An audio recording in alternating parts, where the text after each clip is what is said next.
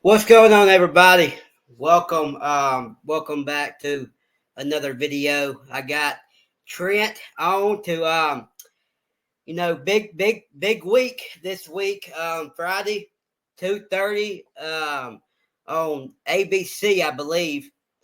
In Oxford, the Egg Bowl, the 120th meeting between these two schools. But before we get into the Egg Bowl, probably don't mean to mention this, but last week, just a frustrating game, in at Florida, and Ole Miss was in position to, they got into the red zone multiple times, but couldn't score. That has to be a little frustrating, don't you think? Oh yeah, it's disappointing. It's frustrating for sure whenever your team, can't put up 7 points. And Saturday, it didn't happen just once or twice. I think Ole Miss, I think it was like 0 for 3 or maybe 0 for 4 Saturday in the red zone. Several times we were in 4th and 1 or 4th and 2 situations. Every time we went for it, and every time we pretty much failed. So of course, if we went back now, we would have took the 3 instead of going for it on 4th down. But I mean, you have to give credit where credit's due. I mean, Florida's defense, they did a very good job. They did a very good job stopping us, and they did their job. They stopped us and did not allow any points. Yeah, it's not it's not that often that teams stop JJ Pegues.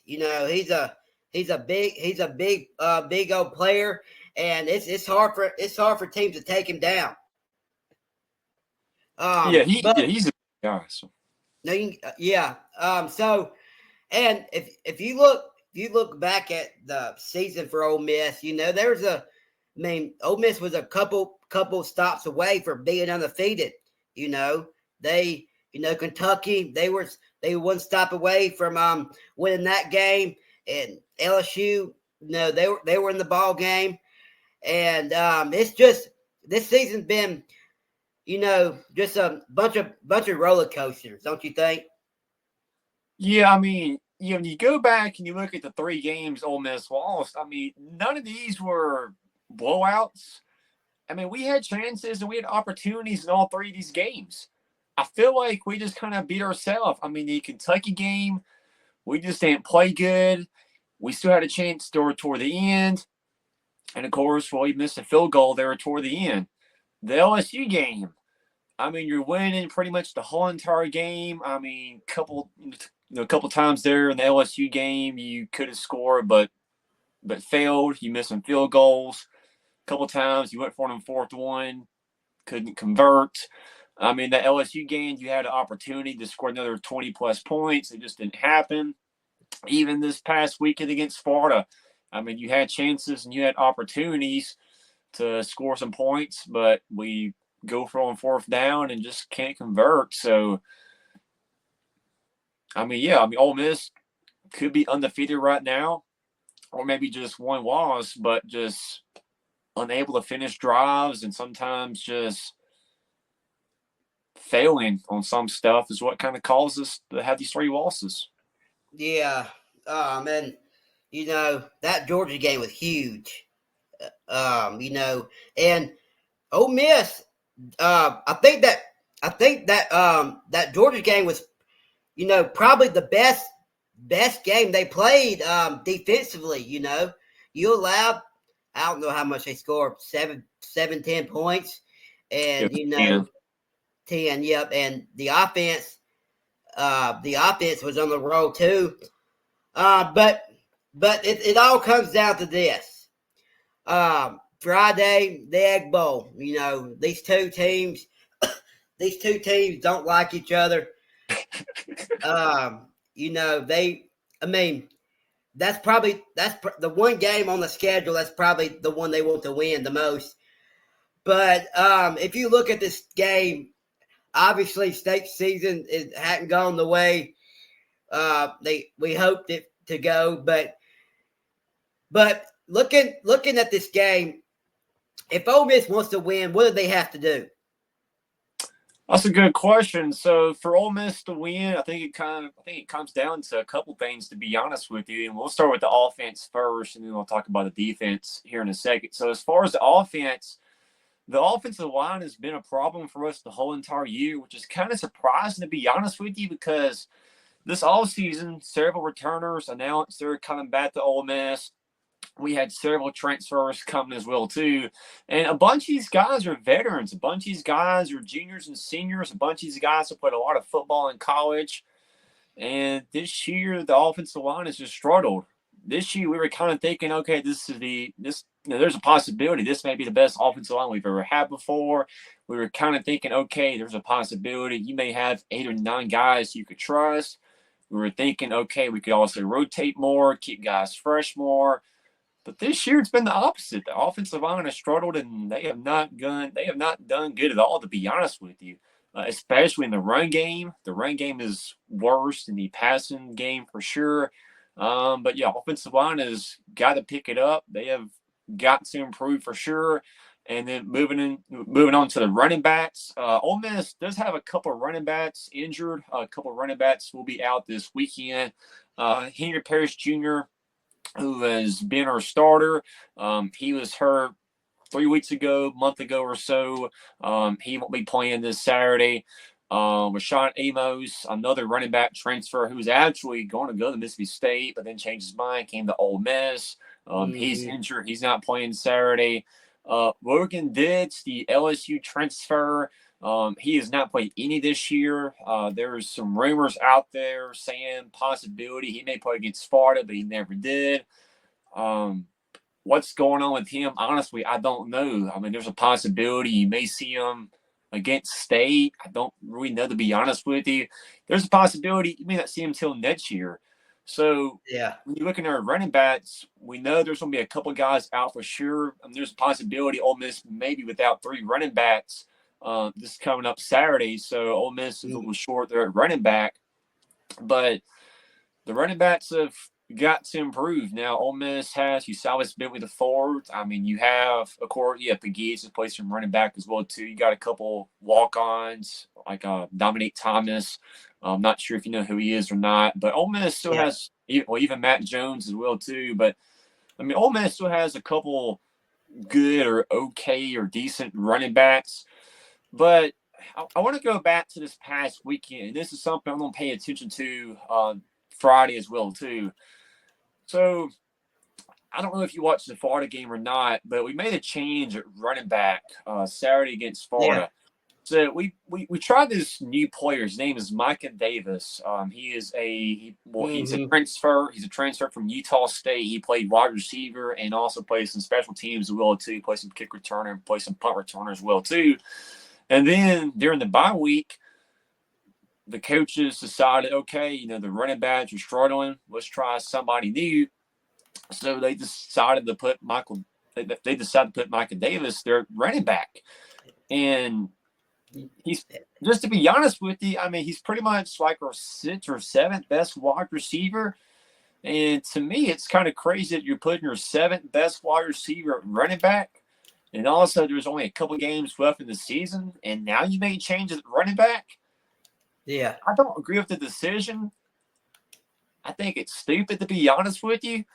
So curious to see if he gets snaps again Saturday. Curious to see if he starts again Saturday. Ole Miss has a interesting running back situation going on for sure. So curious to see what happens Friday there in the Egg Bowl. But yeah, the offensive line has got to improve. If it is Bentley or somebody else getting the curious running back, Ole Miss needs the running back to step up. Kind of an interesting stat here, right quick. When you go back and look at all the stats from this year, we have only had there's only one game this year that one running back had over 100 yards. Now, of course, there have been some games this year we had over 100 yards as a team, but as far as just one player, there was only one player who had over 100 yards in one game this year. So your running has not been the best. Even this past weekend, it was kind of surprising. The receivers did not really play the best. They had a couple of drops and a couple of catches they should have caught. they've been pretty good and pretty consistent the whole entire season. So this past weekend was kind of a surprise. Trey Harris was the guy who he just returned this past weekend. I mean, he missed about a month, but during the Florida game, he got injured. Don't really have any update on him. I'm assuming he's going to be out again, but I have not heard what his injury is. Don't really know what's going on, but I'm assuming he's out Friday. And he's a draft pick. I feel like he'll get drafted this April too. So I don't know if they want to bring him back because he, probably he had no idea what's wrong with him. Looked like his ankle or foot or but yeah, but go on. So yeah, of course, offensive line, receivers, running backs, even Dart kind of struggled some the last couple minutes of the game as well too. I mean, Dart he's one of the best quarterbacks at Ole Miss all time. But yeah, decision making there toward the end was a little disappointing as well too. But yeah, hopefully Dart plays pretty good. Friday. The defense has been very good and consistent the whole entire season. And I mean, to be honest with you, I know it's kind of weird saying that because my lifetime as an Ole Miss fan, Ole Miss is usually known as the offensive team, and usually our defense is kind of the joke of the SEC. But this year, the defense has been very good. They've been consistent the whole entire season. The offense is the one that has not been consistent the whole entire season. But as far as the defense, Ole Miss has a very good defense, especially for the front seven, kind of more of our strength for sure. The defensive line, all those guys will be draft hits coming up in April. Very talented defensive line. Even some of the backups will be future NFL players as well too. Linebackers, very good linebackers. Even a couple guys in secondary, pretty good as well too. But yeah, this past Saturday, they gave up 24 points, which is a little more than what they usually give up. Before the Florida game, I think we were only giving up like 12 or 13 points a game. So the defense, I mean, they wasn't like horrible this past weekend, but I mean, of course, you do wish they would have played a little better. And I guess it was a little surprising they gave up 24 points. That's something we're not really quite used to. But yeah, the defense, I believe, will step back up this weekend. Yeah, and you look at going back to the Florida game, DJ Glagway, he was using his feet, and he can throw it pretty well too. But yeah, Mississippi State's problem this year has been their defense has struggled a whole lot. I think they were like second to last in the country in defense. And so, we in the last we didn't get the players we needed in the transfer portal last year. I mean, we got some players, but not the players to but then, I mean, the offense, our starting quarterback, he's out. He got hurt, and I think Blake Shapen went down with the injury, and got to go to the freshman backup, who's going to be a really good player. But if State wants to win, obviously, you're going to have to put up some points. But defense has to get some stops, and in Ole Miss, they're a really good offensive team, but their defense is probably the really good defense. But this game is going to be, I don't know. Ole Miss is a 26.5-point favorite, and so we'll see what happens in this game. But so I have to ask: is Ole Miss, can they still make the playoffs, or that's out of the picture? Most likely, our chances of going to the playoffs are not going to happen. Just to be honest with you, right now they're giving us like a 6% chance. So for Ole Miss to go to the playoffs, we need a lot of help this weekend. We need a lot of upsets. The conference championship games, same way, need a lot of upsets, need a lot of help. So, I mean, there's still a very, very small chance Ole Miss could go to the playoffs, but the chances of it happening are almost impossible, to be honest with you. Yeah, and going back to the off season, Ole Miss was they had Ole Miss winning 10, 11 games, but Ole Miss just didn't make the plays or didn't. But I think this game, what's your prediction? Well, I mean, look, it. Just being honest with you, I mean, Ole Miss is a better team, but something you don't want to say or admit as a state fan, but we are this year. Ole Miss is a better team. Ole Miss is more athletic. We got the better players, got the better offense, got the better defense. I mean, of course, it's also that Ole Miss will too. I mean, this is the game Ole Miss we should win. Yeah. But the Ed Bowl, crazy things happen. You never know. I mean, there's a couple things you could mention on camera, and some of these are questions that other fans have asked me. Some fans are like, okay, how motivated will this Ole Miss team be now? Yeah. To be honest with you, I don't know. I mean, I know we've had some speakers talk to the players the last couple of days, still trying to motivate our team, still trying to encourage us, still pretty much saying there's still a chance, there's still a hope. But I am kind of curious to see is Ole Miss decided? Is Ole Miss going to play good, or are we just not going to be motivated? Yeah. And I don't know. Yeah, they could, Ole Miss, they can go in the game, with their head down because they know that their playoff chances are